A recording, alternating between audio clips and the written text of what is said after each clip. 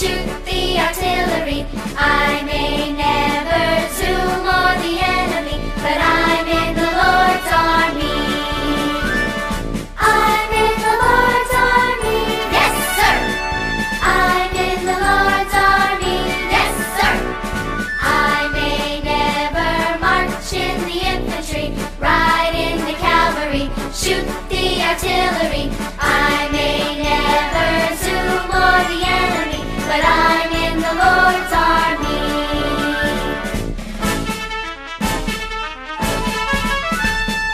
I may never march in the infantry, ride in the cavalry, shoot the artillery. I may never zoom or the enemy, but I'm in the Lord's army. I'm in the Lord's army. Yes, sir. I'm in the Lord's army. Yes, sir. I may never march in the infantry, ride in the cavalry, shoot the artillery. I may never zoom or the enemy, but I'm in the Lord's army. Selamat sahabat anak-anak. Oke, sahabat ini kita masih mau menyapa teman-teman semuanya. Ayo. Ya, yuk kita mau menyapa teman-teman sambil menyanyikan lagu. Kita mulai ya. 1, 2, 3. Siapakah yang datang di sekolah? Sahabat, siapakah yang datang? Nah, Dia panen. Valerie. Juga sapa semua teman-teman yang menyaksikan sekolah sahabat kita ini. Selamat sahabat teman-teman Selamat semuanya. sahabat. Oke, seperti biasa sebelum kita mulai pelajaran sekolah sahabat, kita harus Duduk yang manis, nggak boleh main handphone, nggak boleh lari-larian. ya, duduk yang manis, tidak boleh main handphone, tidak boleh lari-larian. Baiklah, kita akan memulai ibadah sekolah sahabat kita. Selamat beribadah.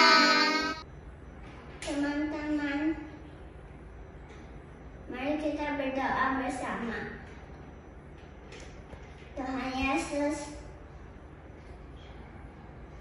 terima kasih atas penyertaan-Mu kepada kami pagi ini. Walau kami tidak dapat berbakti bersama, kami percaya Tuhan hadir bersama kami. Kiranya Tuhan memimpin dan mencari kebaktian sekolah sahabat ini. Buka hati dan pikiran kami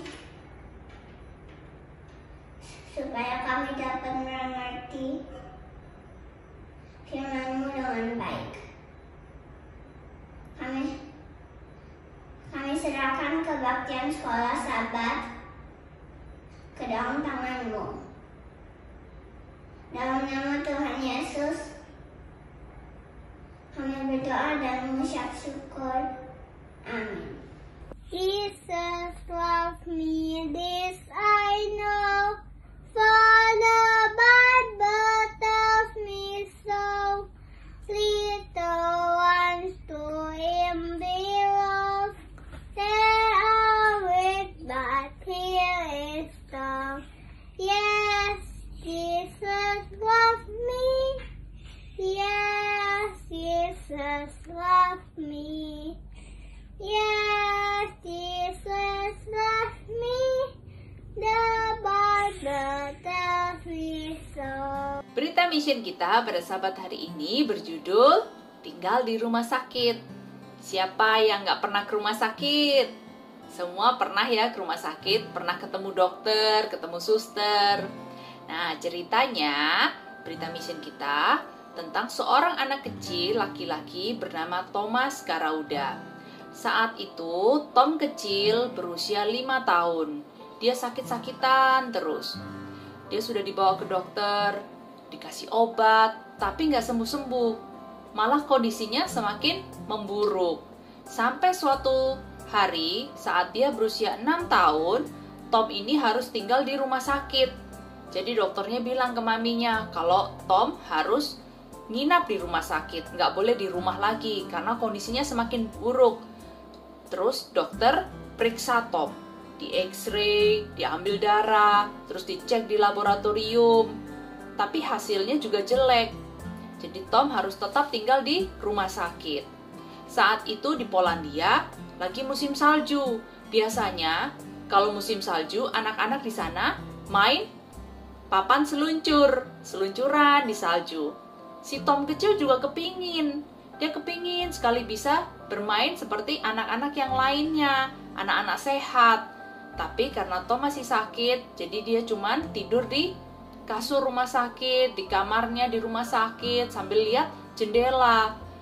Lihat salju turun, dia sedih sekali. Maminya lihat Tom juga sedih, karena Tom tidak bisa bermain seperti anak-anak yang lainnya. Dan dokter yang merawat Tom bilang ke maminya kalau Tom ini sudah tidak ada harapan untuk sembuh lagi. Waktu maminya dengar, maminya pasti sedih sekali karena anaknya tidak bisa sembuh. Akhirnya maminya kembali ke kamar lihat Tom. Tom juga sedang sedih. Terus Tom bilang ke maminya, Tom tanya, "Mami, apakah aku bisa sembuh? Bisa nggak aku sembuh lagi, Mami, seperti anak-anak yang lain?" Maminya sedih, maminya nangis. Terus maminya bilang ke Tom, "Tom, cuman ada satu dokter yang bisa sembuhkan kamu." Pertama Tom bingung, siapa ya dokternya itu? Karena selama ini Tom tidak pernah berdoa. Terus Tom ingat, oh iya, Tuhan Yesus. Iya Tom, betul, Tuhan Yesus. Terus maminya mengajak Tom untuk berdoa bersama. Mereka turun pelan-pelan, Tom turun pelan-pelan dari kasurnya, berlutut bersama dengan maminya. Terus mereka berdoa. Tom berdoa sendiri. Tom meminta sama Tuhan kalau dia kepingin sembuh seperti anak normal yang lainnya. Maminya juga sama, mendoakan anaknya ini Tom supaya bisa cepat sembuh.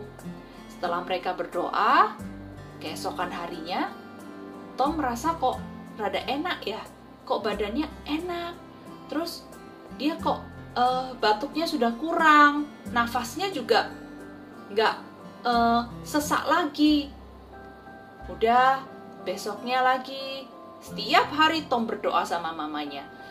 Tiap hari mereka berdoa, berlutut bersama, berdoa bersama, meminta sama Tuhan Yesus, meminta kesembuhan. Sampai akhirnya setelah 6 hari, dokter diperiksa lagi sama dokter. Waktu dilihat sama dokter, dokternya kaget.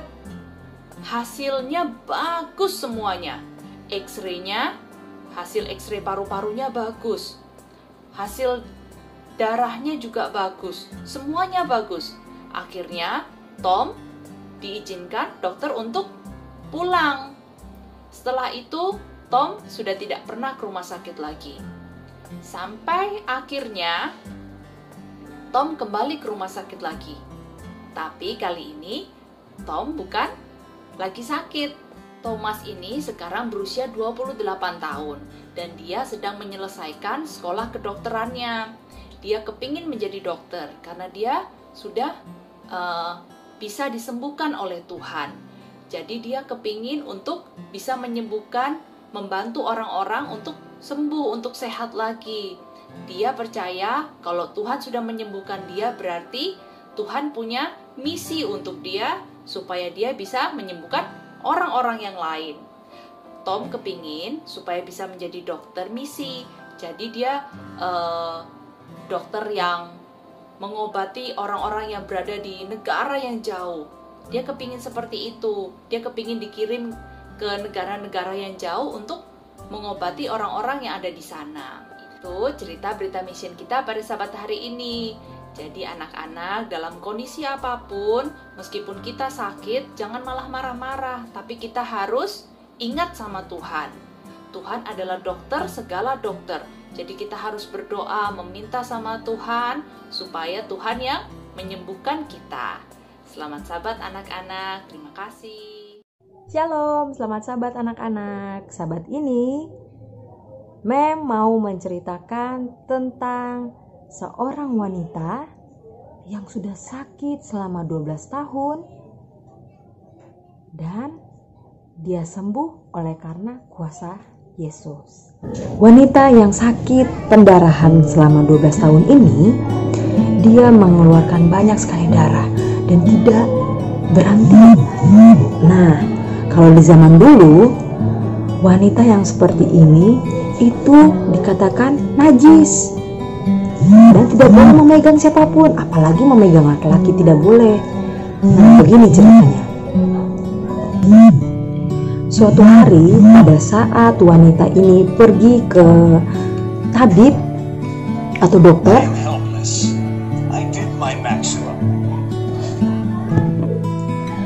dokter ini mengatakan bahwa kamu tidak bisa sembuh.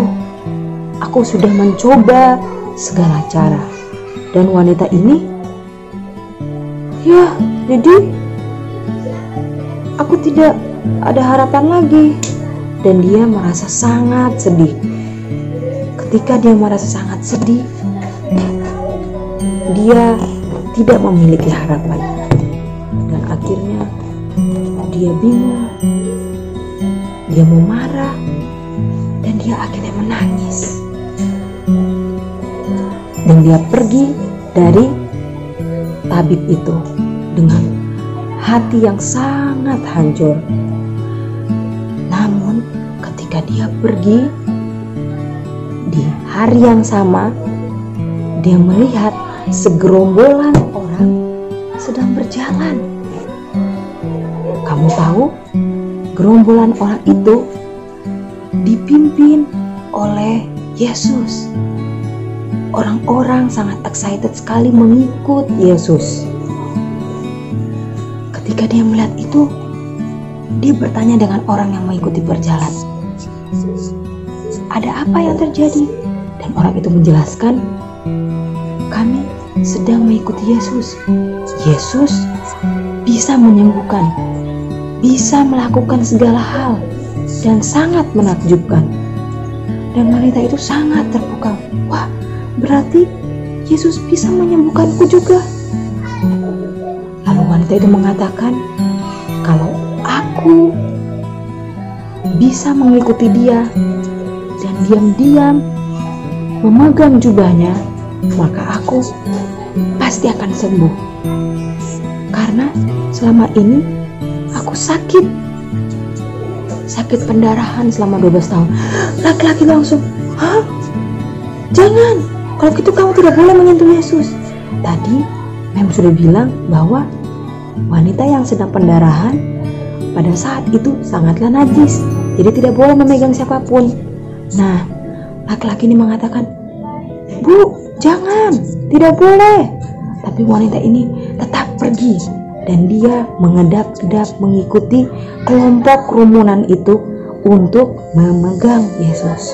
Ketika dia mencoba untuk menyentuh Yesus, dia lewat dari kerumunan orang-orang, dia terjatuh. Ketika terjatuh, dia coba lagi berdiri, walaupun dengan air mata, dia berusaha bagaimana bisa sampai dekat untuk menyentuh jubah Yesus. Ketika itu dia berusaha pelan-pelan, dan akhirnya tiba-tiba kuasa daripada tubuh Yesus keluar, dan wanita itu merasakan. Seketika itu juga pendarahannya berhenti, dan Yesus merasakan ada kuasa yang keluar dari tubuhnya. Yesus berhenti dan Yesus memandang ke sekelilingnya. Dia melihat, siapa yang tadi baru mengeluarkan kuasa dari tubuh saya? Yesus memandang keliling. Yesus tahu sebenarnya seorang wanita telah menyentuh jubahnya. Tapi Yesus pura-pura bertanya, siapakah itu? Dia memandang wanita itu, dan wanita itu mengatakan, "Terima kasih Tuhan, terima kasih Yesus." Dia tersungkur dan mengucapkan, "Selama ini 12 tahun saya pendarahan, saya sakit, begitu sakit. Tetapi ketika saya mengatakan bahwa saya harus memegang jubah Yesus, dan betul, saya akan sembuh. Dan saya lihat sekarang bahwa saya sembuh. Semua orang sangat kaget. Dan Yesus mengatakan, berdirilah, imanmu telah menyembuhkan engkau. Nah, cerita di sini adik-adik adalah Tuhan senang apabila kita datang kepada Dia dengan penuh iman.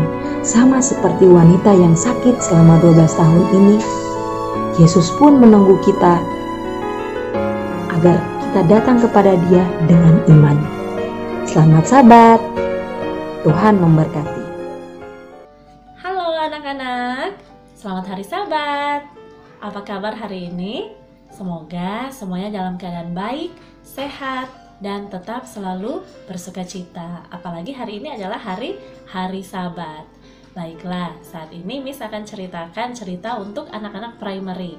Jadi Miss harap semua anak-anak primary sudah duduk manis, siapkan hati dan pikiran untuk mendengarkan cerita supaya ceritanya bisa dimengerti dan bisa menjadi berkat untuk kita semua. Cerita kali ini judulnya adalah Kebun Binatang Terapung. Siapa di sini yang pernah ke kebun binatang? Pasti banyak yang sudah pernah ke kebun binatang. Di sana kita bisa melihat banyak sekali binatang-binatang. Tapi yang membedakan dengan cerita kita hari ini yaitu kebun binatangnya terapung. Nah, kira-kira berada di mana kebun binatangnya? Kalau terapung berarti ada di atas air. Nah, kalau kebun binatangnya terapung, kira-kira ceritanya tentang apa? Kalau kita menyimak cerita sahabat lalu, pasti kita tahu cerita ini tentang apa, yaitu tentang Nuh dan keluarganya. Jadi kali ini bahteranya sudah selesai dibangun, sudah siap digunakan. Sebelum kita lanjut, kita hafalkan dulu ayat hafalan. Ayat hafalannya terdapat dalam Filipi 1 ayat 27, bekerjalah bersama sebagai satu tim untuk iman. Filipi 1 ayat 27, bekerjalah bersama sebagai satu tim untuk iman. Semoga semua sudah hafal ya ayat hafalannya. Nah, kita lanjut ya. Jadi ceritanya kan bahteranya sudah selesai dibangun, sudah jadi. Tapi ternyata masih banyak pekerjaan yang harus dilakukan oleh Nuh dan keluarganya. Dalam Kejadian 7 ayat 2, di situ dikatakan, bawalah 7 pasang, masing-masing jantan dengan betina, dari setiap jenis hewan bersih, dan ambillah 1 pasang, masing-masing jantan dengan betinanya, dari setiap jenis binatang najis. Semua itu adalah perintah dari Tuhan, jadi mereka harus lakukan. Nah, seorang pria dan wanita dari semua makhluk hidup dan 7 hewan bersih akan memasuki bahtera. Setiap jenis burung dan binatang, setiap serangga, ular, dan laba-laba, semuanya harus tetap hidup. Semua akan memasuki bahtera. Nuh juga akan mengisi bahtera dengan makanan untuk dirinya dan keluarganya. Makanan lain dibutuhkan untuk semua hewan. Orang-orang dan binatang akan berada di bahtera untuk waktu yang lama. Jadi, Nuh dan keluarganya harus siap-siap mengemasi dapur. Mereka menimbun loteng jerami dan mengisi lumbung. Mereka mengisi lemari dan mengisi ruang penyimpanan. Jadi tidak boleh kosong, semuanya harus disiapkan. Kita lihat di sini ada gambarnya nih. Nah, semua binatang-binatang sesuai dengan perintah Allah berpasang-pasangan masuk ke dalam bahtera. Segera bahtera siap untuk muatan hewan-hewannya, dan itu terjadi persis seperti yang Tuhan katakan. Hewan-hewan itu datang ke Nuh keluar dari hutan, berjalan, ada yang melompat-lompat, ada yang merayap, ada yang merangkak. Mereka semua datang 2 demi 2, datang masuk ke dalam bahtera. Suatu parade yang luar biasa. Sekarang Nuh punya pekerjaan yang baru. Kalau di kebun binatang harus ada penjaganya kan? Sama juga dengan kebun binatang terapung ini. Nuh pekerjaan barunya yaitu menjadi kepala penjaga kebun binatang. Selama berbulan-bulan, Nuh dan keluarganya memiliki tanggung jawab yang baru untuk memberi makan, merawat semua binatang yang ada di dalam bahtera. Nah, bayangkan saja berapa banyak hewan yang harus dijaga, yang dirawat di dalam bahtera tersebut. Banyak, tidak hanya satu, tapi ada banyak. Makanya dibutuhkan kerjasama. Tidak hanya Nuh sendiri yang melakukannya, tetapi seluruh keluarganya juga ikut membantu dalam melakukan pekerjaan di dalam bahtera. Apa saja pekerjaannya? Ya tadi, hewan-hewan diberi makan, diberi minum, terus tempat tinggal hewan tersebut dibersihkan supaya tidak bau, tidak kotor, dan tetap orang-orang dan juga hewan-hewan tetap merasa nyaman saat mereka berada di bahtera. Karena mereka kan lama mereka tinggal di dalam bahtera, makanya kebersihannya harus dijaga. Tapi mereka tidak merasa terbebani, tidak merasa berat karena pekerjaan ini mereka lakukan tidak sendirian. Mereka melakukannya secara bersama-sama atau bekerja sama sebagai satu tim, satu keluarga. Nah, jika kita melakukan suatu pekerjaan dengan hati yang girang, dengan hati yang senang, tidak bersungut-sungut, berarti kita telah melakukan suatu pekerjaan yang menyenangkan hati Tuhan. Sama juga dengan kita di sini. Mungkin kita di rumah disuruh mama, disuruh papa untuk setelah makan cuci piring, atau bangun tidur beresin tempat tidur, menyapu rumah, membersihkan halaman. Mungkin pekerjaan-pekerjaan seperti itu kita anggap suatu pekerjaan yang tidak menyenangkan. Sama juga seperti Nuh dan keluarganya, membersihkan kotoran-kotoran hewan, memberi makan hewan, memberi minum hewan. Mungkin itu bukan suatu pekerjaan yang menyenangkan. Tapi jika kita melakukannya bersama-sama dengan hati yang bersukacita, tidak bersungut-sungut, itu akan menjadi suatu pekerjaan yang menyenangkan Tuhan. Jadi marilah kita sebagai anak-anak Tuhan, kita juga belajar dari cerita Nuh dan keluarganya. Kita belajar untuk dapat melakukan suatu pekerjaan bersama-sama sebagai satu tim, tidak sendirian, karena dengan bekerja bersama-sama akan membuat suatu pekerjaan menjadi lebih ringan dan kita bisa melakukannya cepat selesai, dan yang paling penting adalah kita bisa menyenangkan hati Tuhan. Mau pekerjaan apapun itu, sekecil apapun itu, tetapi jika kita melakukannya dengan hati yang tulus, itu akan menyenangkan hati Tuhan. Semoga pelajaran ini bisa menjadi pelajaran untuk kita semua, supaya kita dapat ingat kalau kita melakukan suatu pekerjaan, kita lakukan sebagai satu tim dan kita lakukan untuk menyenangkan hati Tuhan. Terima kasih, sampai jumpa di Sabat berikutnya. Bye-bye, Tuhan memberkati. Kami anak kecil, maju, maju. Kami anak kecil yang sedang maju. Bawa persembahan untuk Yesus. Bawa persembahan pada hari Sabat. Sekarang waktunya apa ya, Eliseba? Kumpulkan persembahan. Iya, betul. Caranya bagaimana, Joanna? Ditransfer. Iya, ditransfer. Terima kasih, teman-teman. Is able, I know He's able. I know my Lord is able to carry me through.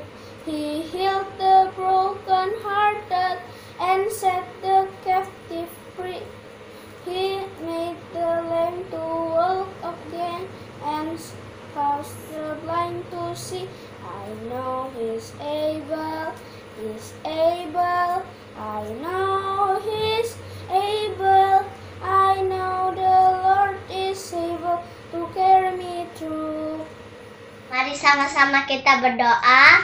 Tuhan Yesus, terima kasih kita sudah mendengarkan Sekolah Sahabat Anak-anak. Berkati supaya kami mengerti Sekolah Sahabat Anak-anak hari ini. Dalam Tuhan Yesus kami berdoa, amin. Sekolah sahabat kita Sudah selesai. sudah selesai sekolah sahabatnya. Sekarang waktunya kita untuk Makan siang. Terima kasih untuk semua partisipan pada sahabat hari ini. Dan terima kasih buat yang sudah menyaksikan. Terima kasih semuanya. Terima kasih semuanya. Selamat sahabat, Tuhan memberkati.